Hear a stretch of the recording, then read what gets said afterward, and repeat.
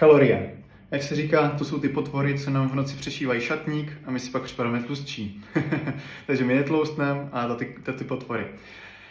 Nicméně kalorie jsou jeden z hlavních klíčů, které nám pomůžou ať už hubnout nebo nabírat svalovou hmotu. Hodně lidí to podceňuje nebo právě přeceňuje. Někdo to vůbec nepočítá, neřeší a diví se, že pořád nemá progres. Naopak někteří počítají pomaličku i zrnka rýže a potom jim z toho trošičku začne i hrabat a moc to přehání. Ani jedno zase není dobře, obojí je extrém. Je dobré ty kalorie trošku mapovat, mít nějaký přehled, ale zase úplně to nepřehánět. Samozřejmě pokud spotřebujeme 5000 kalorií a jíme 8, tak budeme prostě tloustnout, to je jednoduchá matika, takže trošičku na tom zapracovat. Naopak, pokud víme, že potřebujeme, aby jsme přibrali 10 000 kalorií a jíme jenom 6, nemáme šanci prostě to tam nikam natlačit. Aspoň ne nějak rozumně. Takže jedna z klíčových věcí